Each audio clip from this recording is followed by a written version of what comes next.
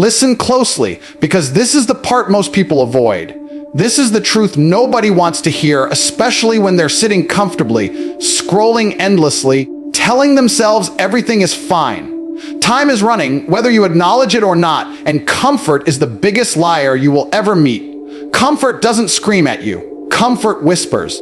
It tells you that tomorrow is guaranteed. It tells you that you deserve rest even when you haven't earned it. It tells you that you can start later, that there's no rush, that life will somehow wait for you to be ready. But life does not wait. Time does not slow down, and the clock doesn't care about how you feel right now. There are people your age who are working like their back is against the wall. There are people who wake up with urgency, not because they're motivated, but because they understand something you might be ignoring, that every comfortable day you choose today becomes a painful regret tomorrow. Comfort gives you a false sense of safety. It makes you believe that because nothing bad is happening right now, nothing bad ever will. And that lie is dangerous, because the real damage of comfort doesn't show immediately. It shows years later when you look back and realize you wasted time. You can never get back. Time is not just passing. Time is testing you. Every single day is asking you a question. Are you serious about your future, or are you just talking? Most people answer with delay. They answer with excuses. They answer with soon. And soon becomes months. Months become years. Years become a lifetime of almosts. Almost successful. Almost respected. Comfort is patient. It will let you ruin your life slowly, quietly, without panic, without urgency, until one day you wake up and realize it's too late to change what you ignored when you had the chance. Understand this deeply. Comfort hates pressure. Comfort hates urgency. Comfort hates the idea that you don't have unlimited time, because the moment you truly accept that time is running, comfort loses its power over you. The moment you realize that 2026 is not far away, that the days left are counted, that every sunrise is a step closer to who you will permanently become, you start to feel something uncomfortable: responsibility. And most people run from that feeling. They distract themselves, they numb it with entertainment, with sleep, with noise, with excuses. Anything to avoid the truth that time is moving forward. Without their permission, you don't rise in comfortable seasons. Nobody ever became exceptional by staying relaxed. Growth demands urgency. Progress demands pressure. The reason average lives exist is not because people are incapable, but because they stayed comfortable too long. They waited for the perfect moment. They waited to feel ready. They waited until conditions were ideal. Meanwhile, time kept moving, silently collecting interest on their inaction. And when they finally felt the consequences, the opportunity window had already closed. Right now, you are either using time or time is using you. There is no neutral position. If you are not aggressively building something, you are slowly losing something. Comfort tells you that rest is harmless, but rest without purpose becomes decay. Comfort tells you that you deserve ease, but ease without effort creates weakness. Every hour you spend avoiding discomfort is an hour you are training yourself to stay exactly where you are. Look at your days honestly. Not your dreams, not your intentions, your days. How you spend them is who you are becoming. Time doesn't respond to words. Time responds to action. And if your actions are soft, scattered, delayed, then your future will be the same. The people who win understand this early. They don't wait for pressure to force them to move. They create pressure. They act with urgency while everyone else is relaxed. They respect time because they know it's the one thing they can never buy back. Comfort will never warn you when it's ruining you. It will feel good right up until the moment it costs you everything. And by then, excuses won't matter. Explanations won't matter. Only results will matter. Time will expose whether you took these days seriously or whether you wasted them pretending you had more left. Let's be honest about something most people avoid saying out loud. The doubt you faced didn't come from nowhere. It didn't appear randomly, and it wasn't an accident. It came from people who looked at you and decided, quietly or loudly, that you weren't going to make it. Maybe they said it directly. Maybe they laughed. Maybe they stayed silent, but you felt it in their eyes. That doubt stuck with you, not because it was true, but because it was repeated. And repetition is powerful. When enough people question you, you start questioning yourself. But here's what you need to understand before anything else.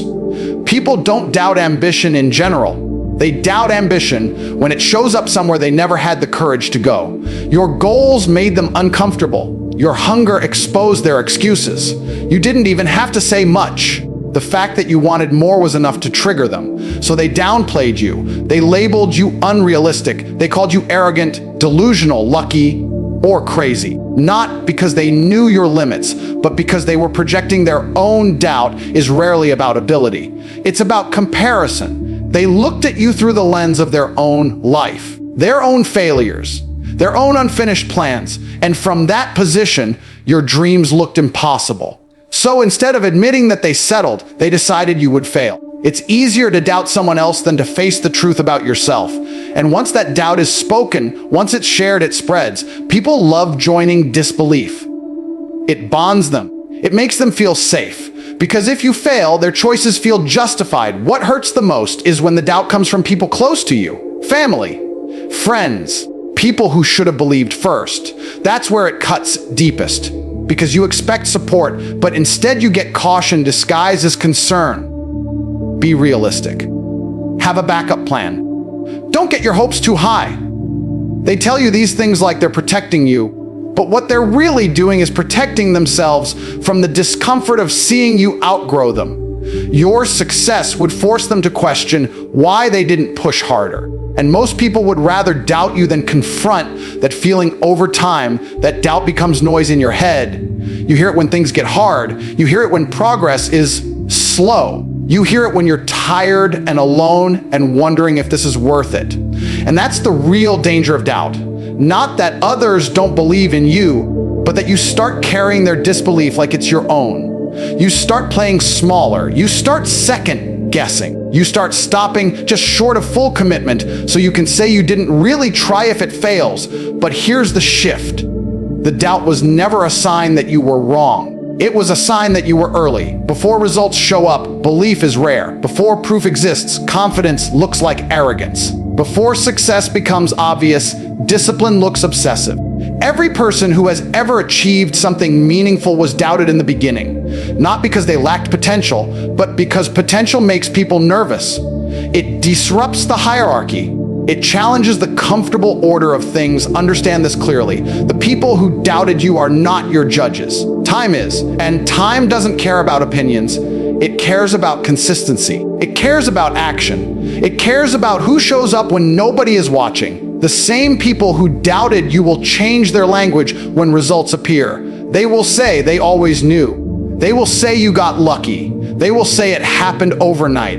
But what they'll never say is how loudly they doubted you when it mattered. You don't erase doubt by arguing. You don't erase it by explaining. You erase it by becoming undeniable. Every early morning you push through, every uncomfortable decision you make, every time you choose growth over approval, you are quietly separating yourself from the version of you they doubted. Let them talk, let them question, let them watch, because doubt has an expiration date, and it expires the moment your results speak louder than their opinions.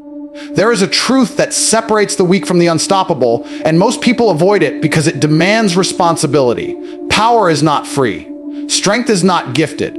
Confidence is not something you wake up with one day. Pain is the entry fee, and if you are not willing to pay it, you will never gain access to the next level of your life.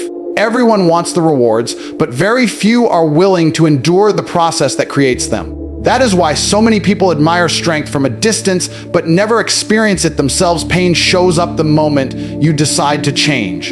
The moment you stop living on autopilot, discomfort enters the room. Your body resists, your mind fights back, old habits scream for attention, and right there, most people retreat. They assume pain means something is wrong. But pain is not a warning sign. Pain is a signal that you are stepping into unfamiliar territory. It is the body and mind adapting to higher demands. Every increase in strength, discipline, and capability comes with resistance, and that resistance is felt as pain. The problem is that modern life teaches you to avoid discomfort at all costs.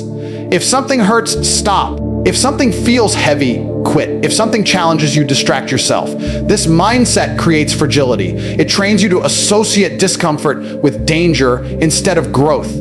But the people who hold real power understand something different. They don't ask how to avoid pain. They ask how to endure it, how to outlast it, how to use it as a tool instead of an obstacle. Pain humbles you before it empowers you. It strips away ego. It exposes weakness. It forces honesty. When you are tired, sore, frustrated, and doubting yourself, there is nowhere to hide. That is where real growth happens. Not in moments of confidence, but in moments of struggle. The pain you feel while building discipline is teaching you control. The pain you feel while staying consistent is teaching you patience. The pain you feel while being alone in your grind is teaching you independence. Most people quit because they think the pain will last forever. It won't, but the strength you build from it will. Pain is temporary, but the adaptation is permanent. Every time you push through discomfort, instead of escaping it, you raise your threshold. What once felt unbearable becomes normal. What once felt impossible becomes routine. And that is how power is built quietly, over time, without applause. There is no shortcut around this process.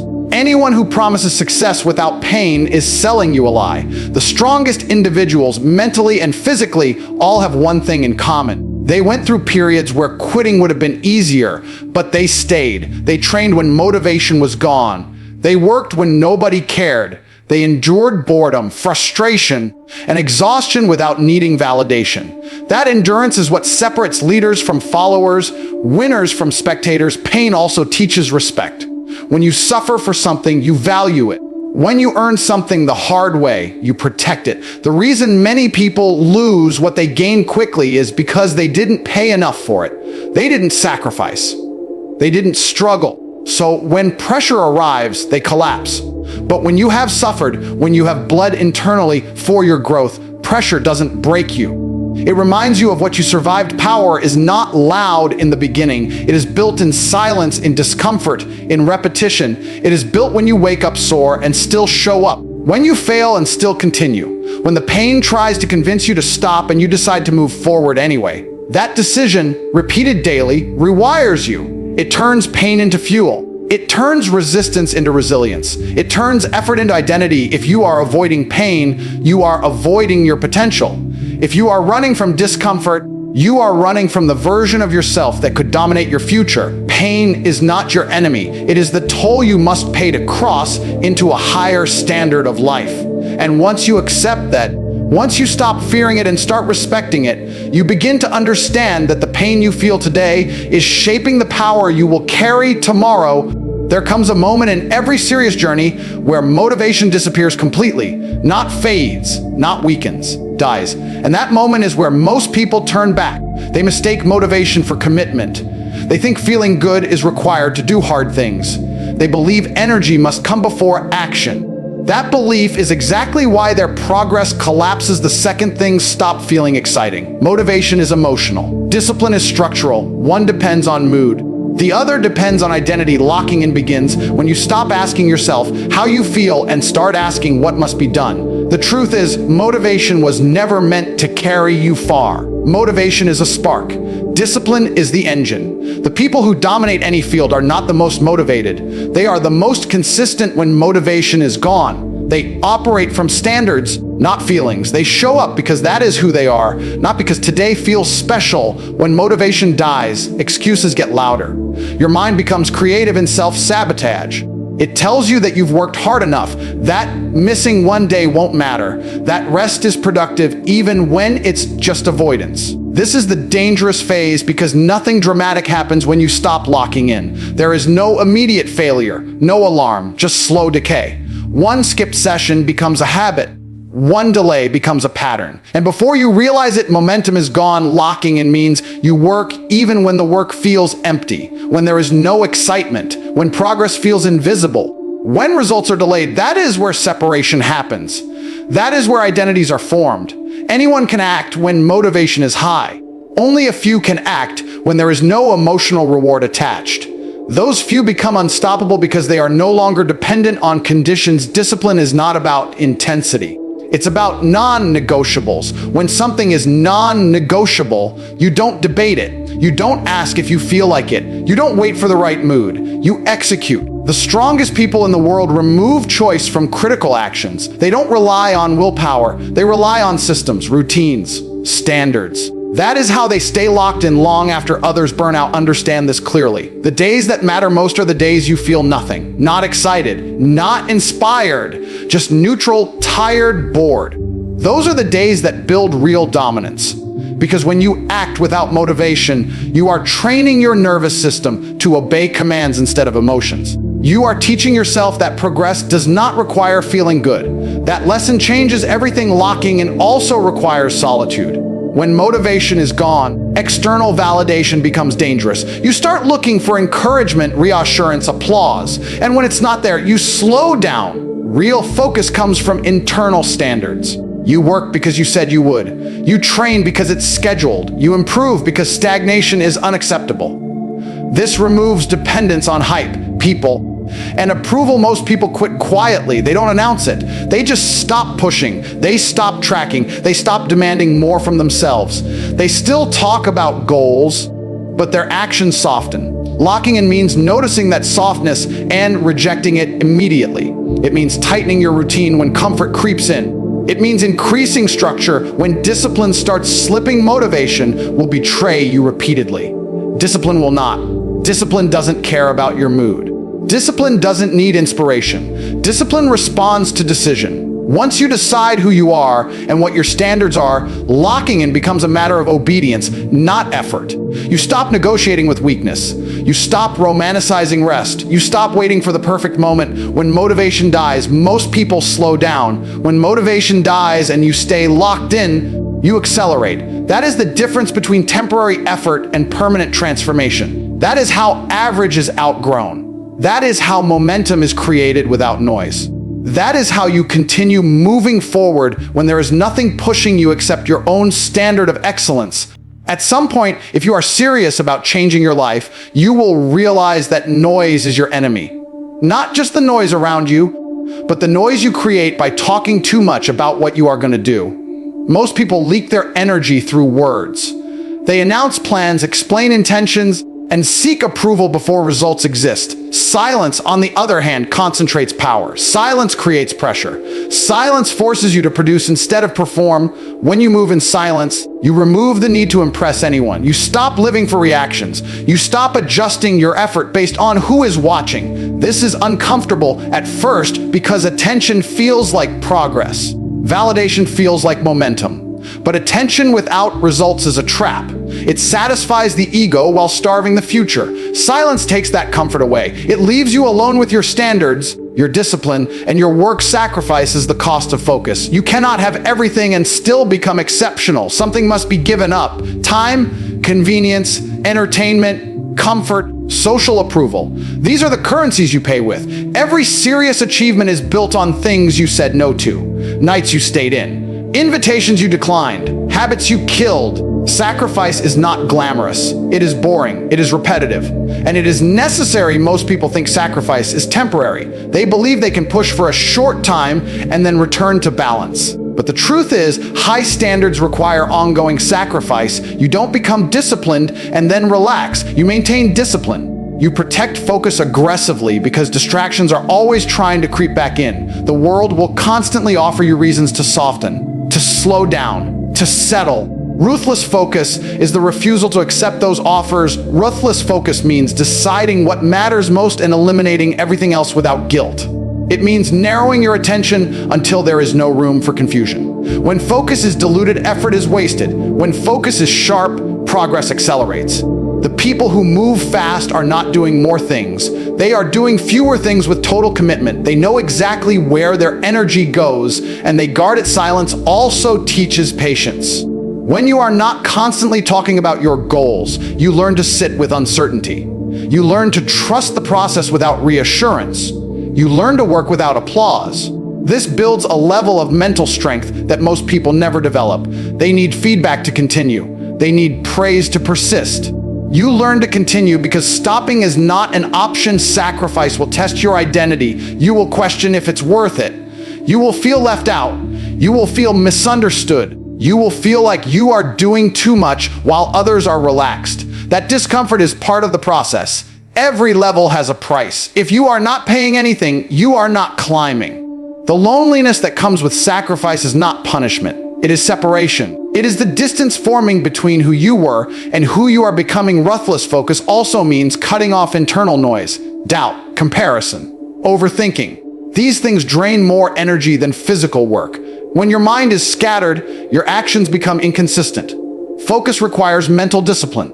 It requires directing your attention deliberately instead of letting it be pulled in every direction. This is trained through repetition, through routine, through commitment to fewer, deeper efforts. The quietest people in the room often have the loudest results, because while others are talking, they are building. While others are explaining, they are executing. While others are seeking clarity, they are creating it through action. Silence gives you the space to grow without interference. Sacrifice gives you the leverage to move faster than those who refuse to give anything up. Ruthless focus gives you momentum that compounds daily. If you want to change your life before 2026, you will have to become comfortable being misunderstood. You will have to let people assume things. You will have to let go of the need to be seen in order to become something worth seeing. And in that quiet, disciplined isolation, with your focus locked and your sacrifices made, you will start to build a version of yourself that no amount of noise can distract or destroy. There is a moment that comes after discipline, after sacrifice, after silence, where you realize something important. You no longer feel the urge to explain yourself. You no longer feel the need to convince anyone. The anger that once fueled you fades, not because you gave up, but because you outgrew it. This is where real power begins. Proving them wrong is not about confrontation. It is about transformation so complete that words become unnecessary. Most people imagine proving others wrong as a dramatic event, a speech, a confrontation, a public victory. But that is ego talking. Real proof is quiet. Real proof is undeniable. It shows up in your routine, your confidence, your results, your presence.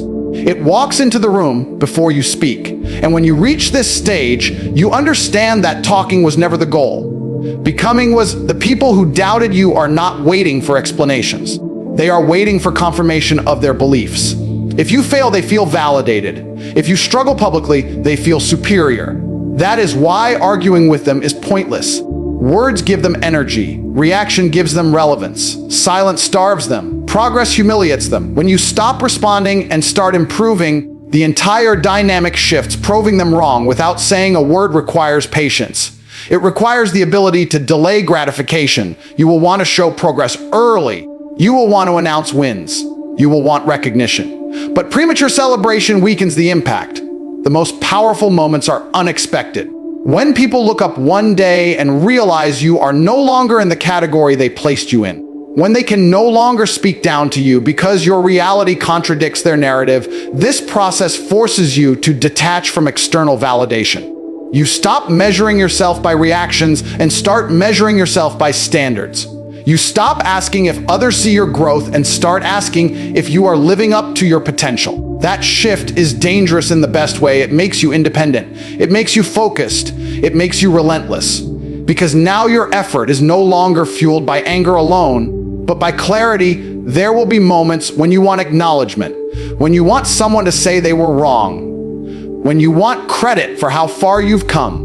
But that desire fades as your confidence grows. You don't need their apology. You don't need their approval. Their silence becomes the loudest confirmation. When people stop questioning you, stop advising you, stop doubting you openly, it's because your progress has closed their mouths. Proving them wrong is also about consistency. Anyone can have a good month.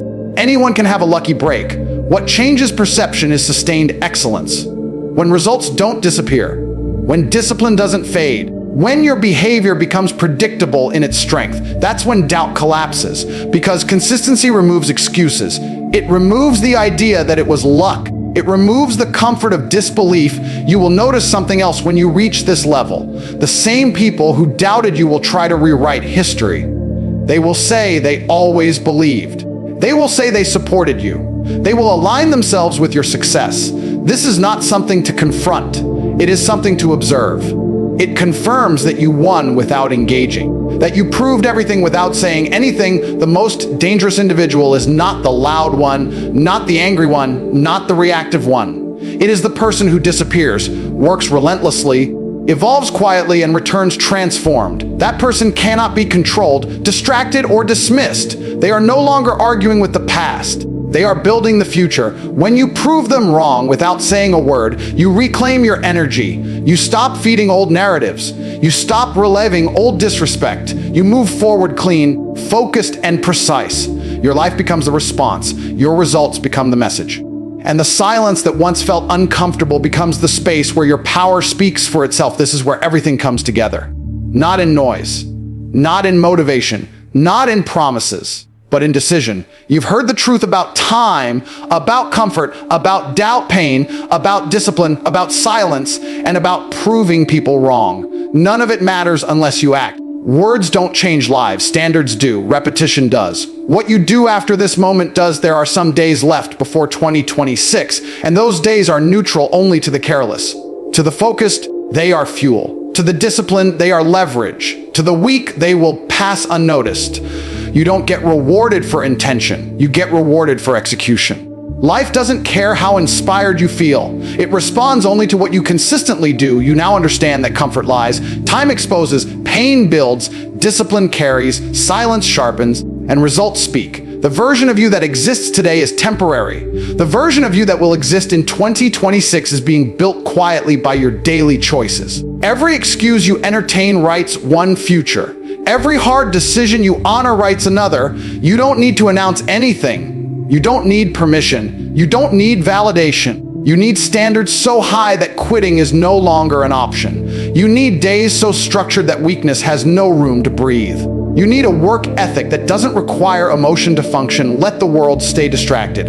Let others stay comfortable. Let them underestimate you one last time. Use the remaining days not to impress, but to transform. When 2026 arrives, let your presence answer every doubt. Let your discipline explain the silence. Let your results close every argument. This is not a motivational moment. This is a line in the sand. Who you become from here is no longer about potential. It's about proof